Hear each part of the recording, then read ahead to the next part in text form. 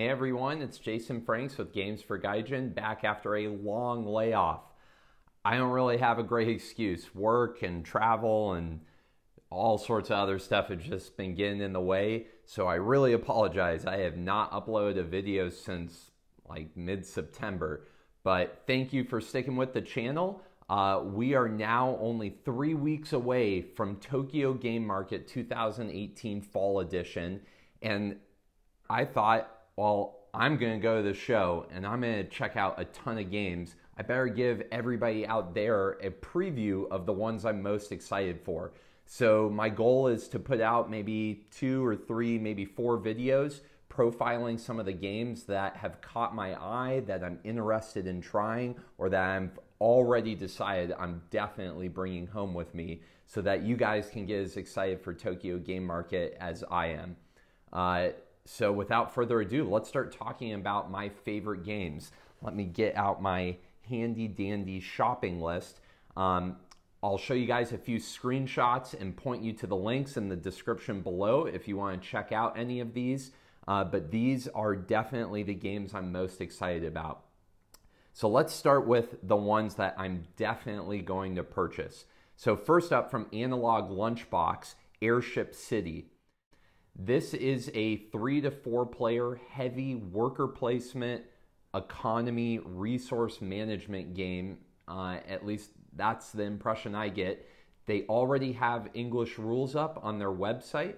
You might know Analog Lunchbox from the 2018 Spring Game Market. They released a 2 to 3 player abstract game called Pass Tally that was immensely popular at that game market.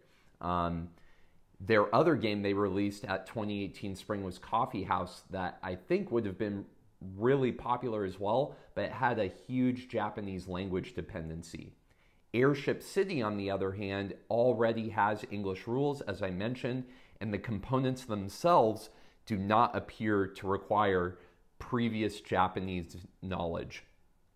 This one does come in a little bit steep. It's going to retail for 7,500 yen, or about $70.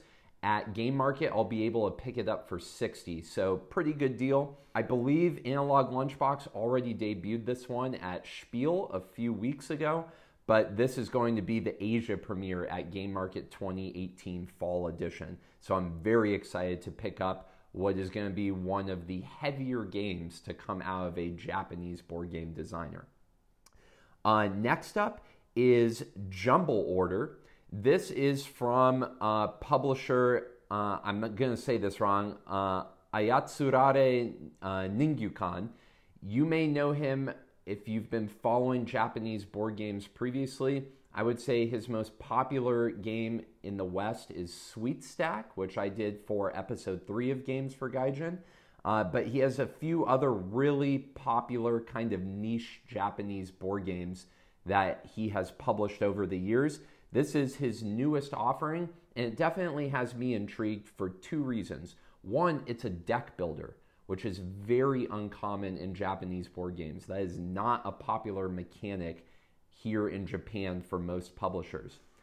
I love deck builders, so that immediately attracted my attention. The second thing that has me interested is the claim that this is an unusual deck builder in that you don't have a hand. You play cards from the top of the deck, and you kind of just need to react to what you've drawn and make decisions on whether to use those cards for their actions, their purchasing power, or their scoring ability. At least that's what I've gathered from the press releases and Google Translate of the pages he's put up. The one thing I'm a little worried about is it definitely looks like it has quite a bit of language dependency. So I don't know if this is going to be my one game of the show that I just say, screw it, I'll translate it, or if the level of language dependency might scare me away. So we'll see. I'm definitely going to play test it. It's high on my list. I have it reserved, but that's Jumble Order, a really fun looking deck builder game. All right, next on my list, this one's kind of an obvious choice. Okazu brand is putting out a couple of new games at this game market, one of which is Yokohama Duel. Now, I have never played the original Yokohama from Okazu brand, but it's ranked inside the top 100 in all games on Board Game Geek. So that's definitely saying something. This is a retooling of the original Yokohama, designed specifically for 2 players, hence the Yokohama Duel. You represent one of 2 market owners in sort of Meiji era Japan, trying to compete to be the most successful shop owner. I don't know a ton on the mechanics beyond that, but 2-player game, it's going to come with English rules. It's by a veteran designer here in Japan. This one's a no-brainer for me. I'm definitely interested in Yokohama Duel. All right, the next game that I'm super interested in is Mech Maker. This is from Protocraft, and I think I've talked about them before because they put out a game previously called, I think it's Kuro Oro, something to that effect. The premise in their first major release was you played, it was a 1v1 on a chessboard style game board, and you had these 5 little tanks with dice slots on top. You would roll all 5 dice, place them in your tanks, and depending on what you rolled would determine what you could do and where you could move on the board with your tanks. And the goal was to eliminate your opponent's 5 tanks. So this game seems to be a big evolution of that. It's called Mech Maker. From what I can tell, you get to design your own individual mechs out of 3 pieces. So the base, the torso, and the arm and heads, and go toe-to-toe with your opponent in a similar game board, possibly similar mechanic. Not a lot of details have been released for this one. It is expensive. It's 6,800 yen, or about 60 bucks, but it just looks so cool. Not only does it have miniatures, which is rare among Japanese board games, but the level of design and just the stylized nature, and I'm a sucker for really cool, inventive 1v1 board games. I'm at least sitting down to play test this one, if not bringing it home with me and reviewing it for all of you. All right, so that was Mech Maker from Protocraft. Next game I'm looking at, a little simpler. This one's called Fast Alone. This one's really cheap. It's only 1,400 yen.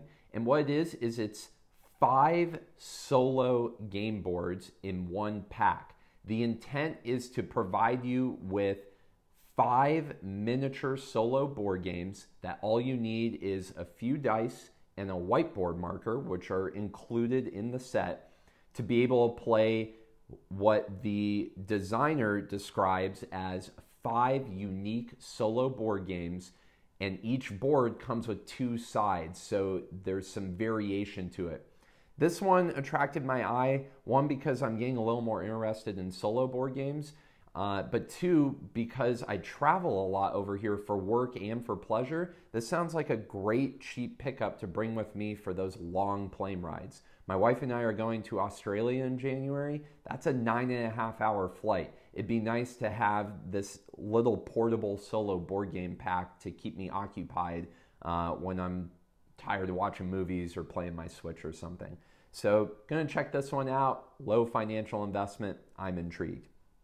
All right, the next game I want to talk to you about has generated quite a bit of buzz for pre-game market, in that this is a new designer. The designer goes by the name Hanami Gorilla. Hanami is, of course, the Japanese word for flower viewing. So when you hear about the cherry blossoms blooming here in Japan, Japanese people will say, oh, I went and did the Hanami down in Kyoto, or something to that effect. So Hanami Gorilla, flower viewing gorilla, is putting out a game called Weather Report. So all I really know about this game, it plays up to 4 players, and it appears to take as its design theme native Japanese culture, possibly native Canadian culture. It's a little unclear. Mechanically, I'm not really sure what this game is about. It's only 2,500 yen. The art is there, the style is there. I don't know what the mechanic is, so I'm going to at least check it out and then make a decision if it's something I'm interested in. It looks to be more on the filler end. I don't think it's a heavier board game, but we'll see. All right, the next one, in my mind, already has won the award for Best Named Board Game at Tokyo Game Market 2018 Fall Edition.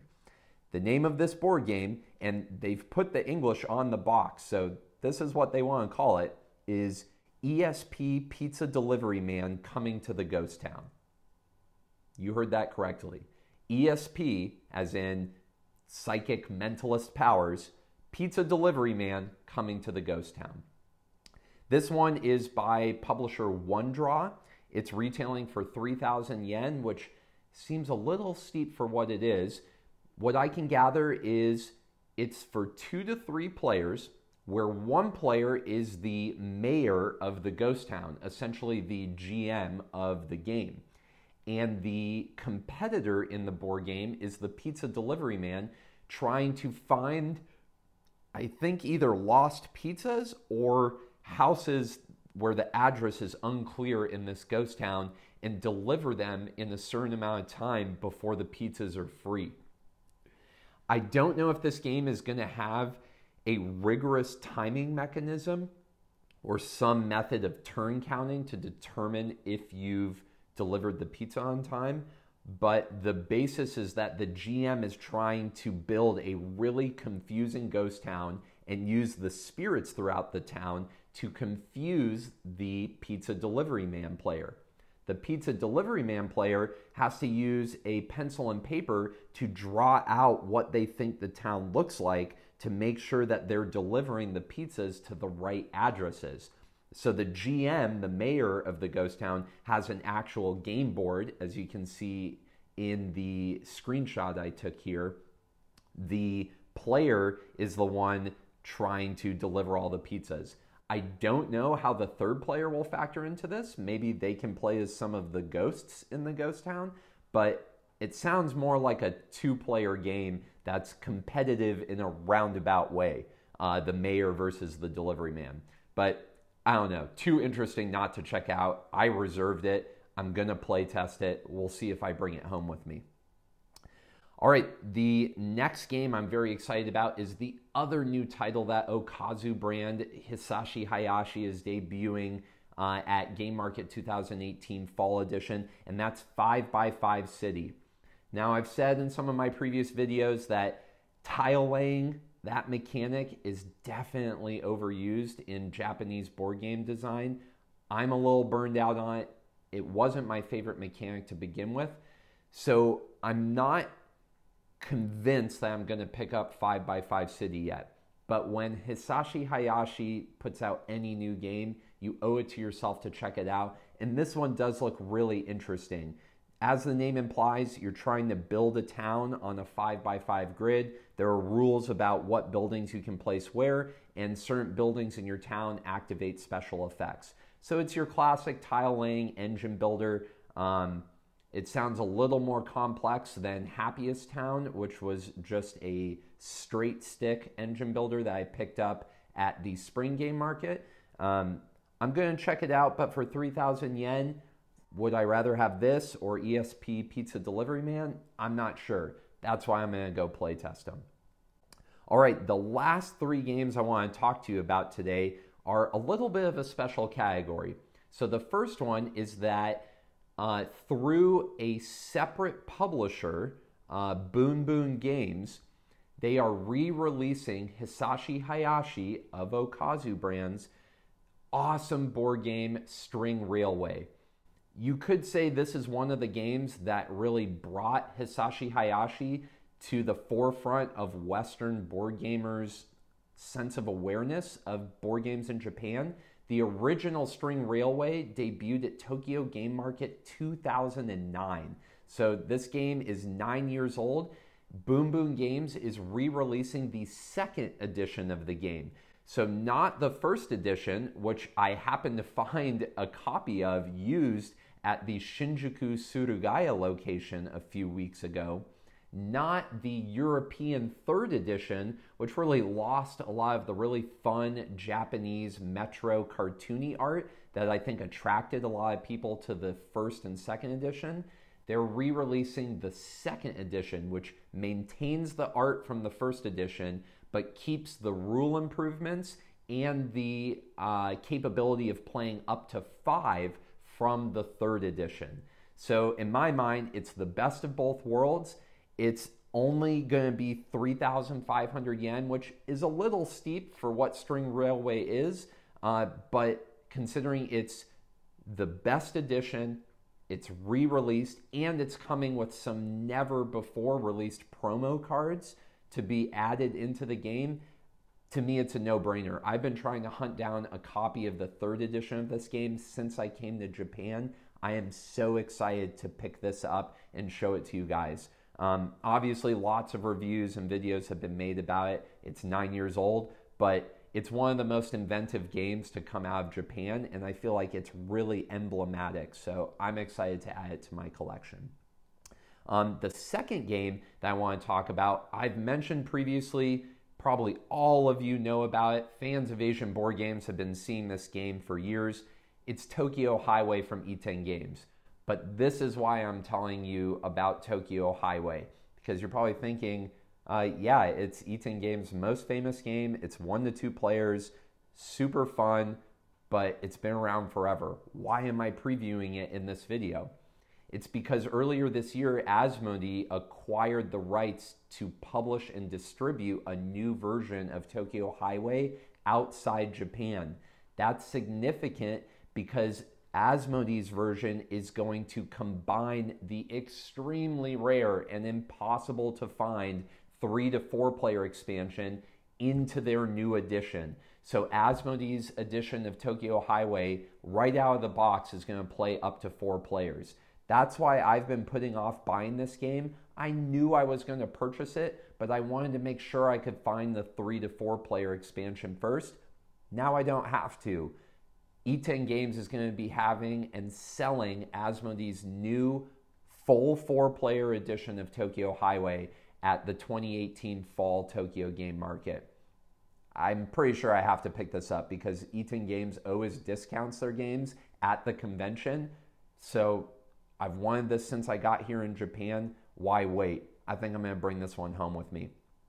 The last game I want to talk to you about, I'm kind of cheating on, so please forgive me.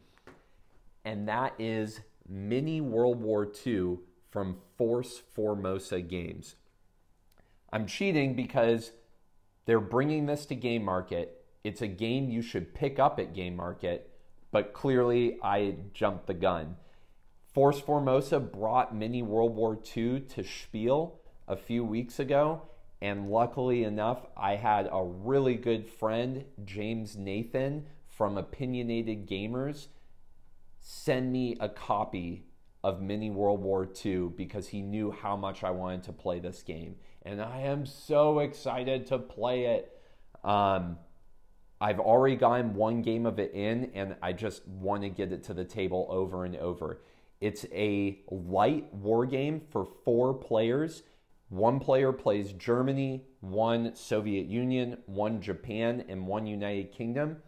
If you like Twilight Struggle, but you want a little bit more combat and tons of awesome tank and battleship miniatures on a polar projection game board, yes, that is the math nerd in me. That is one of the highlights of this game, in my opinion. You have got to check out Mini World War II from Force Formosa. It's going to be at Tokyo Game Market. It comes with English rules. It's yet another example of the home runs that Taiwan board game designers are hitting out of the park each and every convention, and I cannot recommend this enough. I played it once. I'm going to play it again. I'm going to own this game forever. So a little bit cheating here. I definitely picked something up off my Game Market list before Game Market, but I had to bring this to your attention. All right, so I think I covered, let's see, 1, 2, 3, 4, 5, 6, 7, 8, 9, 10, 11 games that I am very excited about at Tokyo Game Market, and there are more to come. So stay tuned for my next Tokyo Game Market 2018 Fall Preview. See you next time.